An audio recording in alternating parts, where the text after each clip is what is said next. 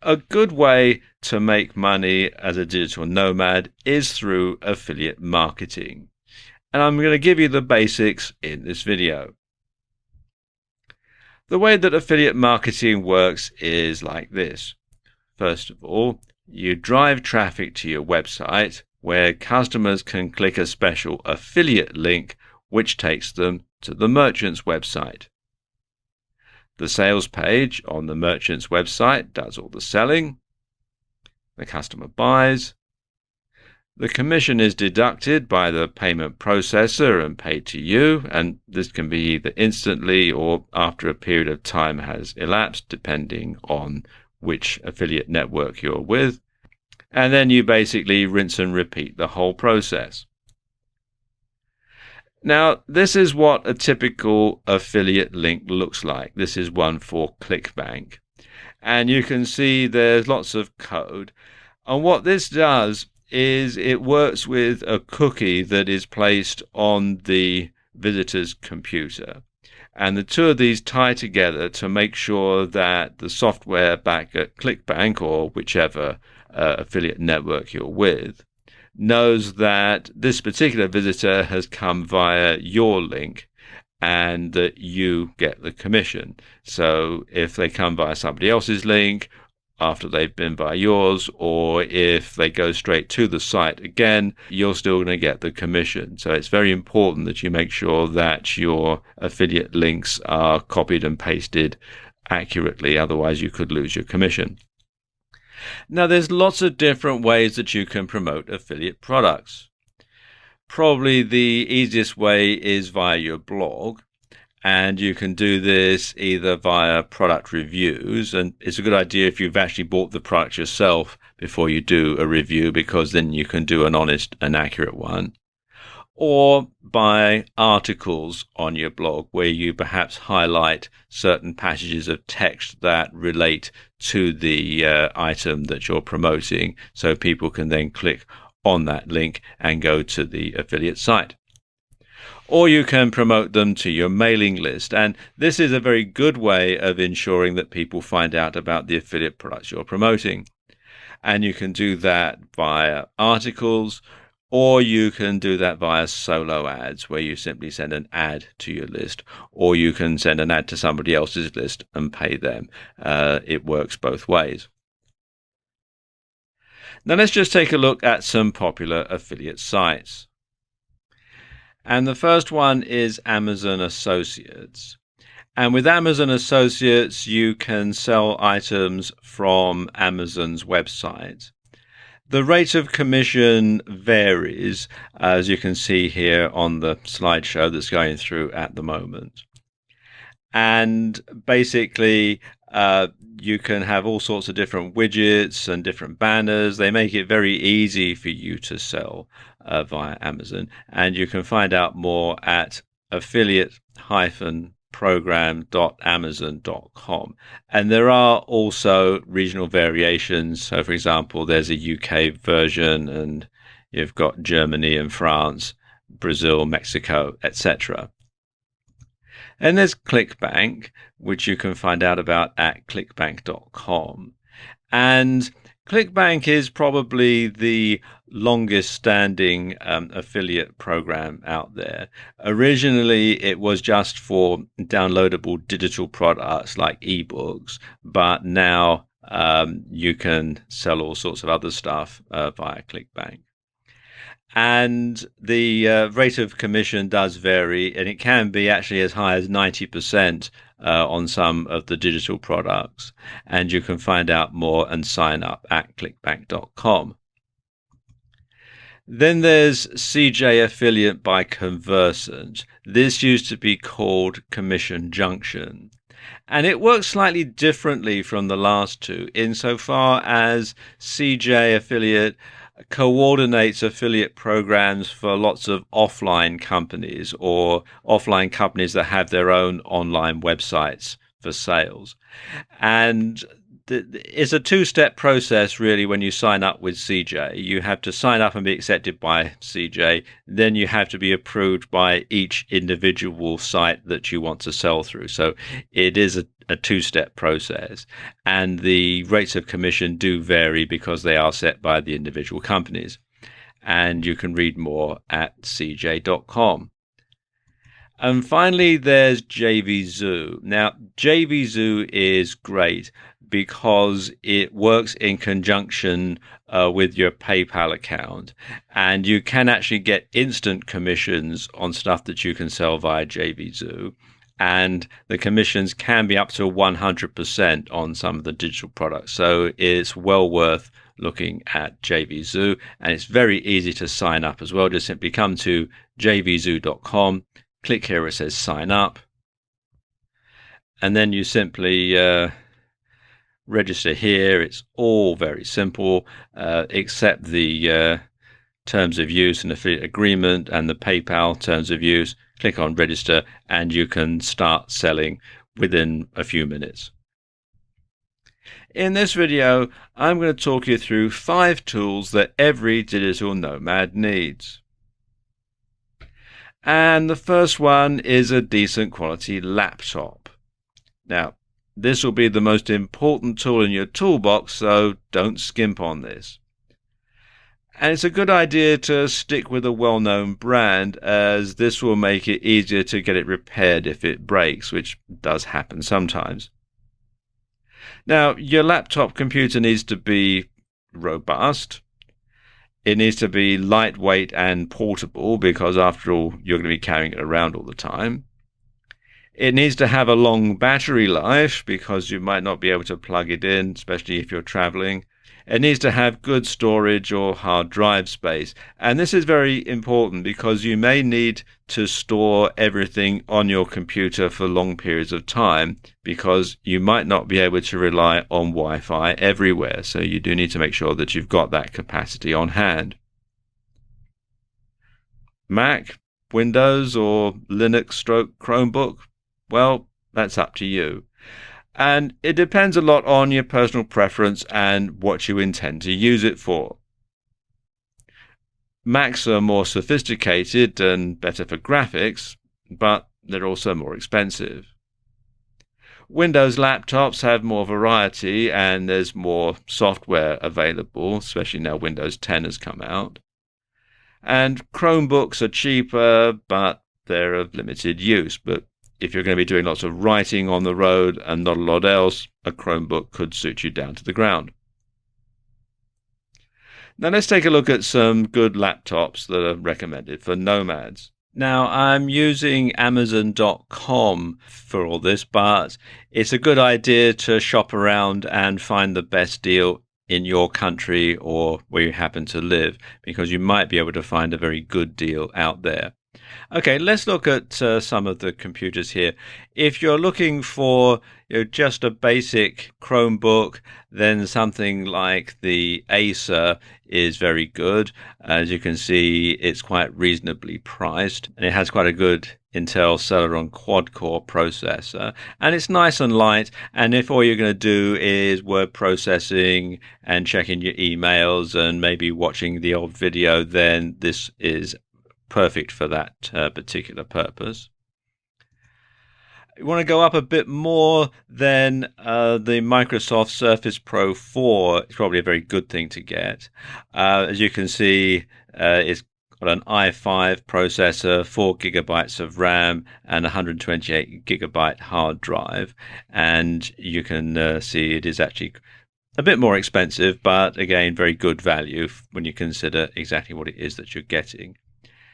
If you need to do some fairly heavy-duty works on the road, then a proper, as I call it, a proper laptop is probably the best thing to get.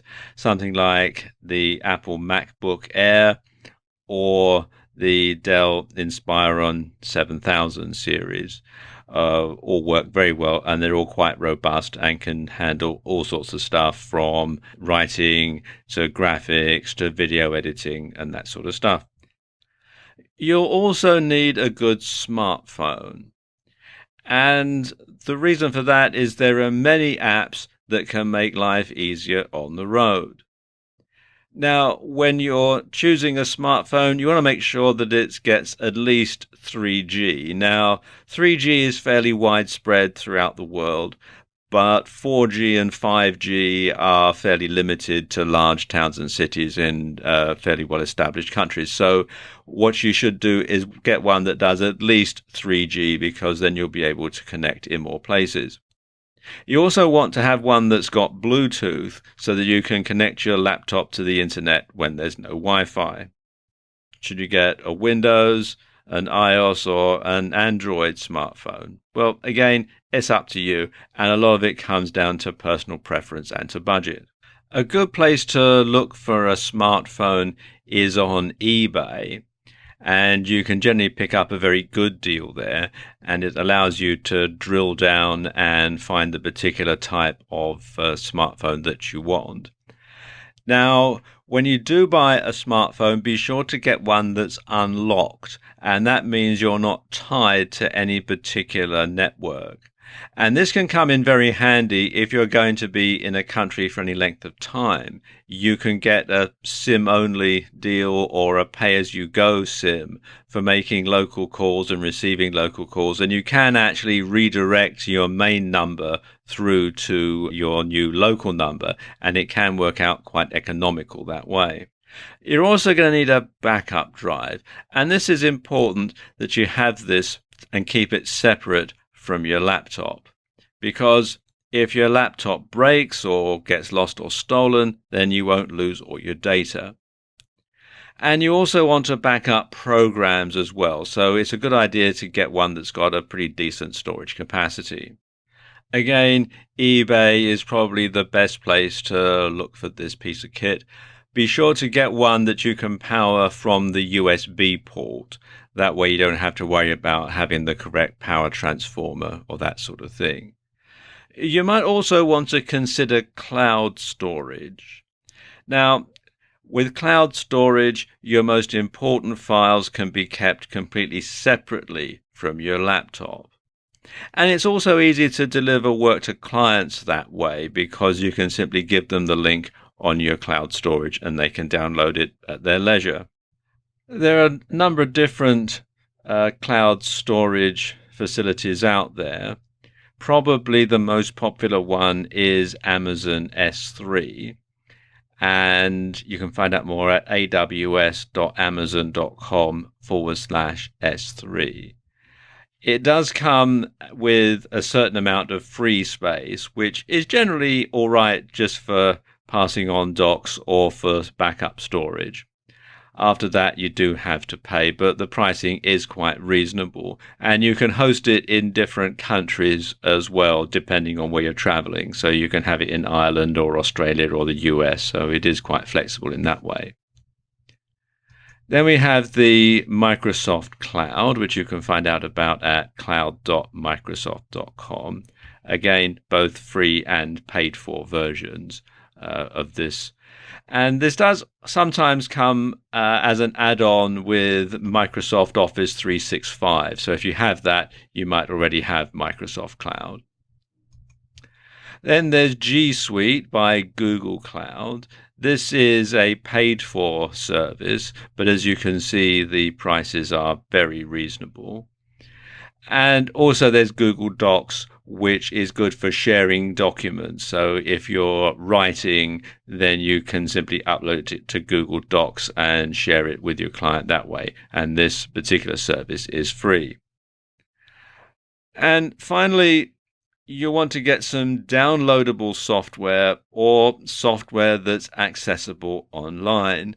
And again, if something happens to your laptop and you lose all the software as well, you don't have to carry around backup disks with you, you don't have to carry around the DVDs, and you can simply update the software all the time. And some popular choices are Microsoft Office 365, which you can read about at products.office.com, and the Adobe Creative Cloud, which you can find out more about at adobe.com.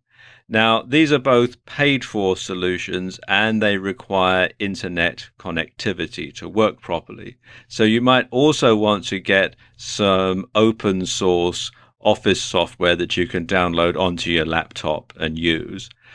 Good ones to go for are Apache OpenOffice, which you can find here at openoffice.org, and its offshoot LibreOffice, which you can find here at libreoffice.org. And the great things about these is they are free, so you don't have to pay out for them.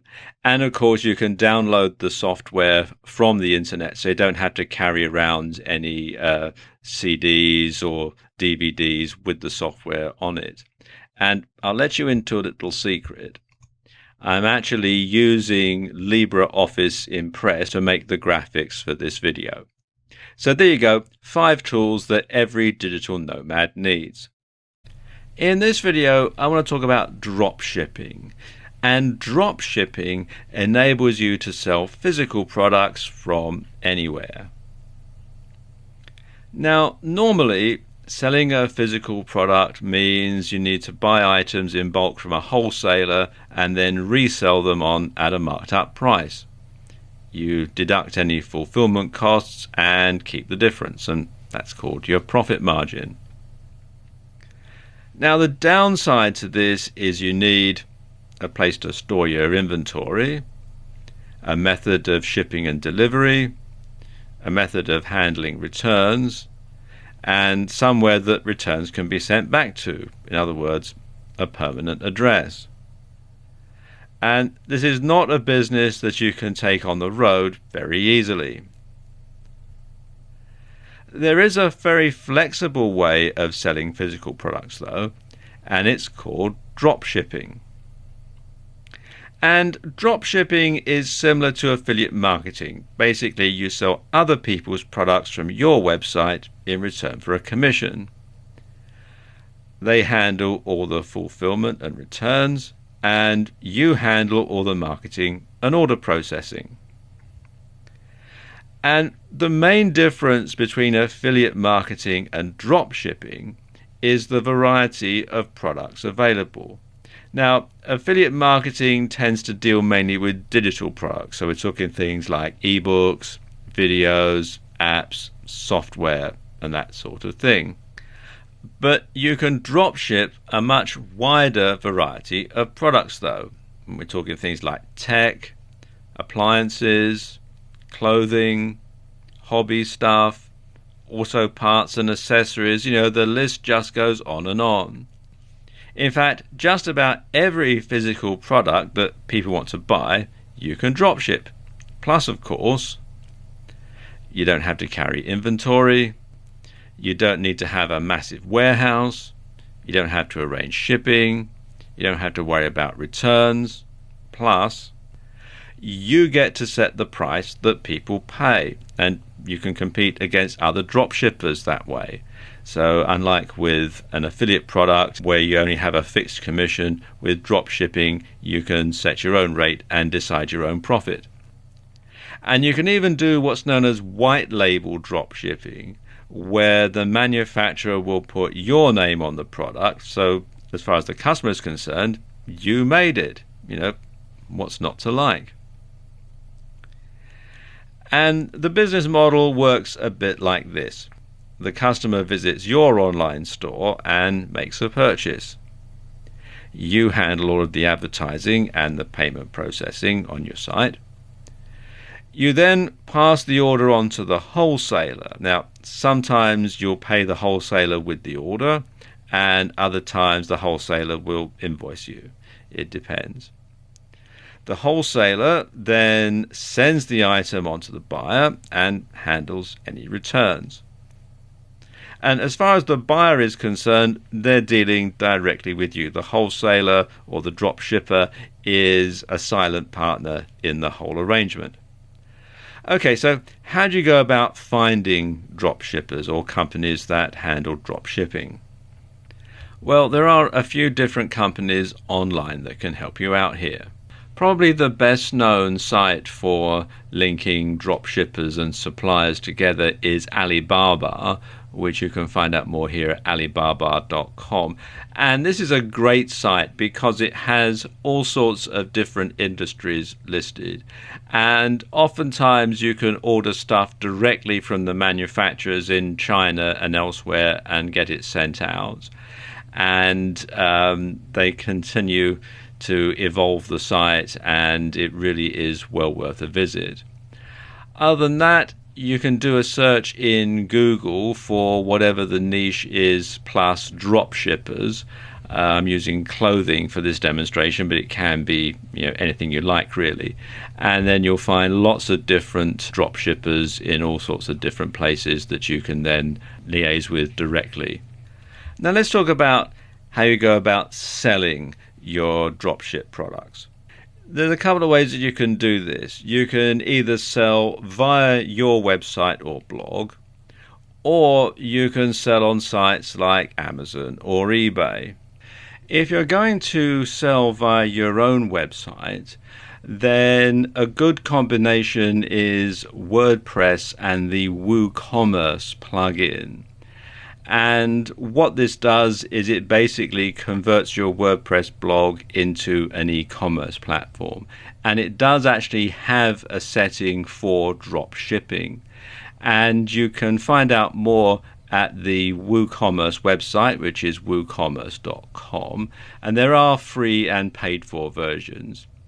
You can actually install the free version from within WordPress itself. Just go to plugins, do a search for WooCommerce, and then you can simply click on the button to install it and follow the on-screen instructions. It's actually quite straightforward. Now, unlike selling affiliate products, you're not sending customers to somebody else's site to process the sale. And you can sell more than one dropshipper's goods in a single transaction. It all goes in the same shopping cart and gets checked out in a single payment, and you can do that on WooCommerce very easily. Another option is to sell on eBay, and lots of dropshippers sell on eBay. In fact, you'd be surprised at the number of items that are for sale on eBay that are actually being dropshipped. And a good way to find out is to see if the same product, the exact same product, keeps showing up under different listings with different prices but looks suspiciously the same. For example, I recently bought this toolkit. You can see here, 35-piece torque bit and e-socket set, and you can see it's there. And if I scroll down, you can see it's there, and it's there, and this looks suspiciously the same but is in a different color packet, and so on. So I would hazard a guess that all of these are actually being drop shipped by these various different merchants. And the thing about selling on eBay is, of course, eBay handles all of the processing for you. All you've got to do is place the order with the drop shipper. Now, the great thing about running a drop shipping business is nobody need know that you're on the road. You can set up a mailing address to go on your site, and if you're young and still live at home, you could probably use your parents' address, and you can add a Skype in number to handle inquiries, so people can dial a local number. It's routed over the internet via Skype to your smartphone, and you can answer it just as if you were in the city that they think they're dialing. And of course, if you're selling via eBay or Amazon, all the communication, all the payment processing, etc., is all handled by the site anyway, so there's no real tie between you and the business. It's very, very fluid indeed. And you can keep running the business as a sideline or even as a full-time business if or when you become more settled. Or you can even get the business up and running before you leave, and while you still have a steady income from your job. So it's a very, very flexible way of making money on the road. In this video, I want to talk you through getting a residual income while you're on the road, because there will be times when you're traveling and you're not able to do any freelance work, you're not able to do any drop shipping or anything like that. So you want to make sure that you do have some cash coming in. And of course, the more money you have coming in without you actually having to work for it, the more free time that you've got to spend enjoying life out traveling the world. Now, traditional forms of residual income come from investments, things like savings, stocks, bonds, certificates of deposit, otherwise known as CDs. But you do need to have a lot of money to invest in these schemes in order to get a decent return. And all around the world now, savings rates are at rock bottom. So the return on your investment isn't going to be particularly high if you do it this way. Of course, if you have a house, you can always rent it out while you're away. After all, you're not going to be living in it. But you do need to make sure that you're properly covered with things like insurances. You want to make sure that you have an agent, and of course, they're going to charge fees to do all this. Plus, of course, if you have a mortgage on your property, you have to tell the mortgage provider. They might wish to switch you over to some other type of mortgage, a buy-to-let mortgage, for example, which might not be so advantageous. It might mean that your payments go up, etc. So you need to think of a way of making money online that requires minimal input from you. And the first thing that comes to mind is a membership site. And membership sites are very popular. And what you have is a membership site on a particular topic or niche. People pay a subscription and get access to information on the site.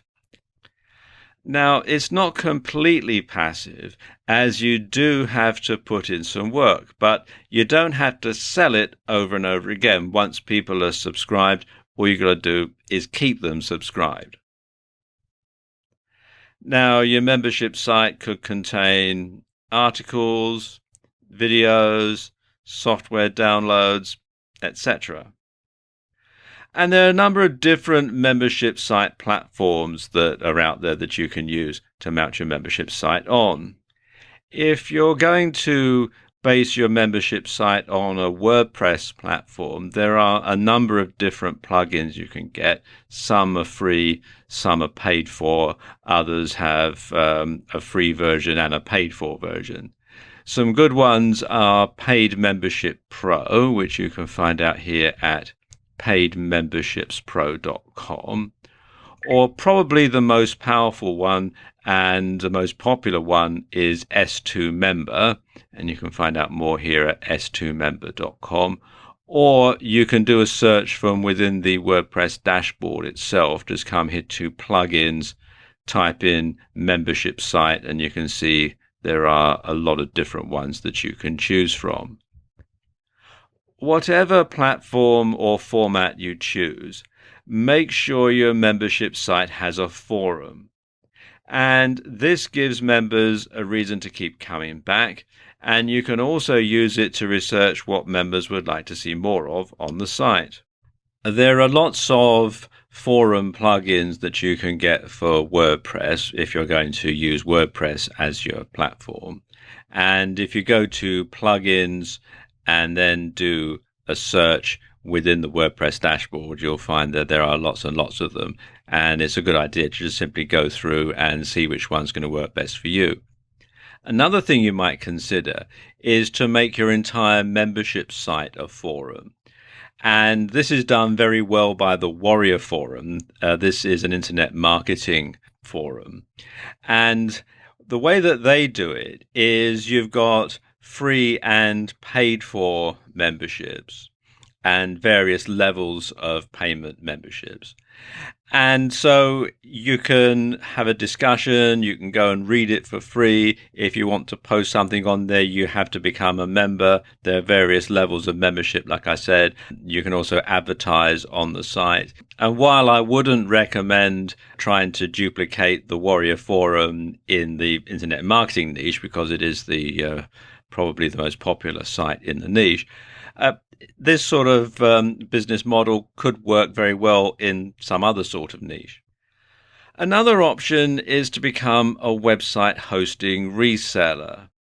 Now, this is more passive than a membership site. And what you do is you get a reseller account from a hosting provider, and then you parcel up hosting accounts. And you can offer them as a standalone product, or, and this is probably the most common way of doing it, you can offer them as an upsell if you do website designs. You can have website design, and it includes X amount of hosting, and then after that, people have to subscribe.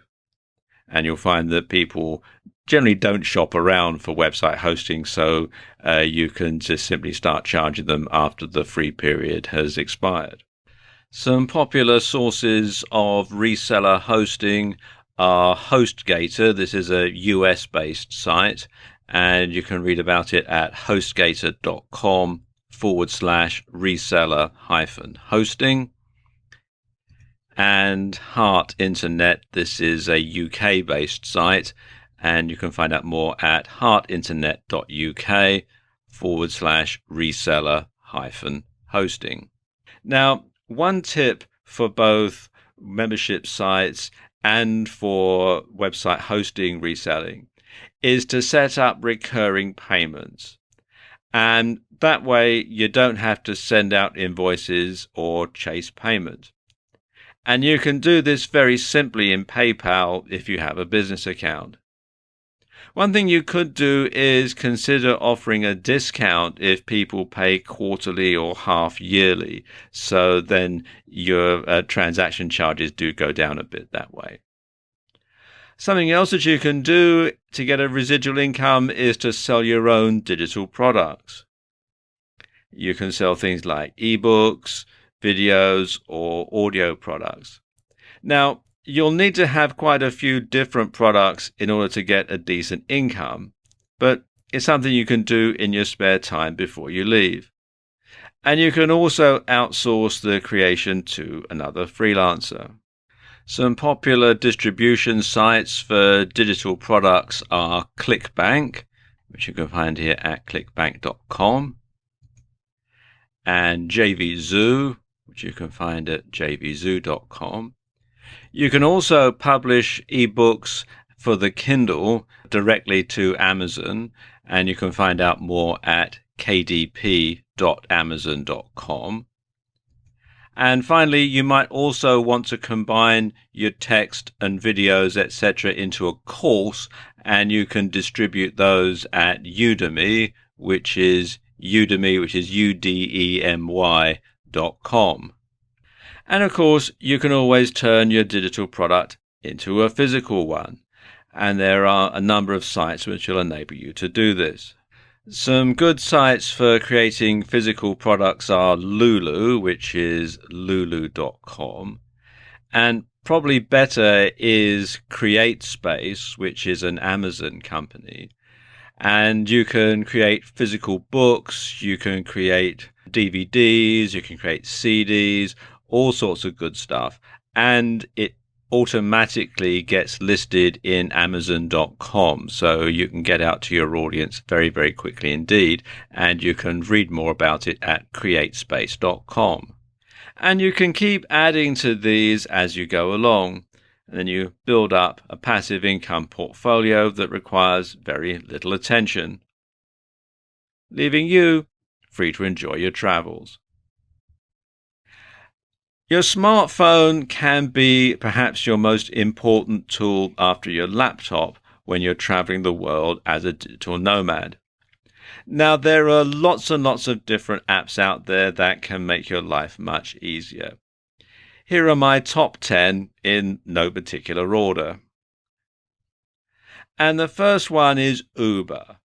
Now, Uber get a lot of bad press, but it's a great way of getting a ride at any time of the day or night for much less than hailing a cab. The app is free, and you can download the iOS version from the iTunes Store and the Android version from Google Play. Number 2 is Evernote. And Evernote turns your smartphone into a notepad, sketchpad, and a reminder. And you can share this information with others very quickly, so it's easy to share what's on your mind.